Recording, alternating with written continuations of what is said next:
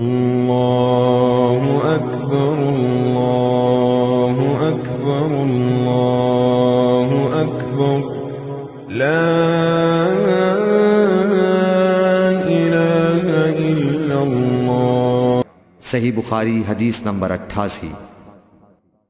عقبہ نے ابو احاب بن عزیز کی لڑکی سے نکاح کیا تو ان کے پاس ایک عورت آئی اور کہنے لگی کہ میں نے عقبہ کو اور جس سے اس کا نکاح ہوا ہے اس کو دودھ پلایا ہے۔ یہ سن کر عقبہ نے کہا مجھے نہیں معلوم کہ تو نے مجھے دودھ پلایا ہے، نہ تو نے کبھی مجھے بتایا ہے۔ تب سوار ہو کر رسول اللہ صلی اللہ علیہ وسلم کی خدمت میں مدینہ منورہ حاضر ہوئے اور آپ سے اس کے متعلق دریافت کیا تو آپ صلی اللہ علیہ وسلم نے فرمایا کس طرح تم اس لڑکی سے رشتہ رکھو گے، حالانکہ اس کے متعلق یہ کہا گیا۔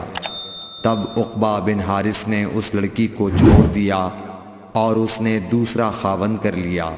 صحیح بخاری حدیث نمبر 89۔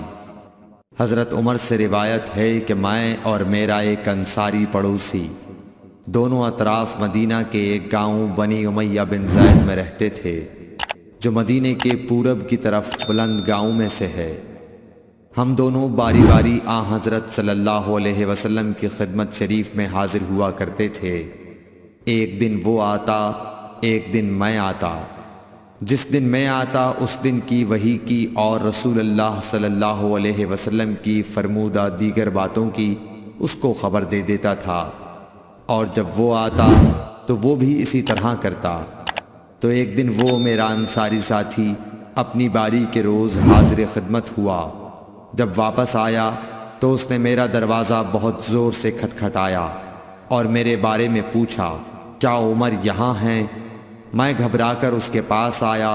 وہ کہنے لگا کہ ایک بڑا معاملہ پیش آ گیا ہے، یعنی رسول اللہ صلی اللہ علیہ وسلم نے اپنی بیویوں کو طلاق دے دی ہے۔ پھر میں اپنی بیٹی حفصہ کے پاس گیا، وہ رو رہی تھی۔ میں نے پوچھا کیا تمہیں رسول اللہ صلی اللہ علیہ وسلم نے طلاق دے دی ہے؟ وہ کہنے لگی میں نہیں جانتی۔ پھر میں نبی کی خدمت میں حاضر ہوا۔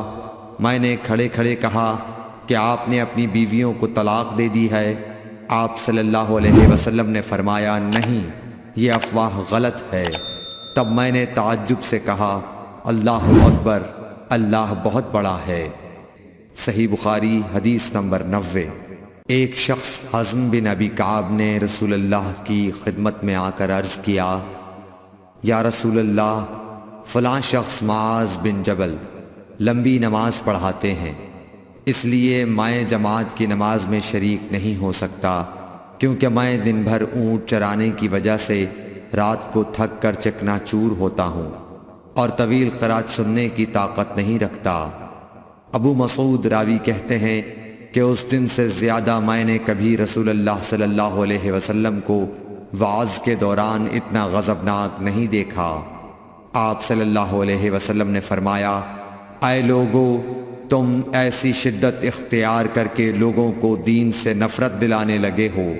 سن لو، جو شخص لوگوں کو نماز پڑھائے تو وہ ہلکی پڑھائے، کیونکہ ان میں بیمار، کمزور اور حاجت والے سبھی قسم کے لوگ ہوتے ہیں۔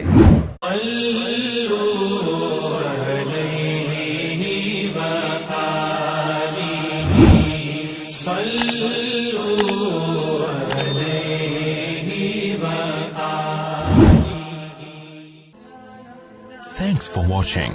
Don't forget to like, comment, share and subscribe to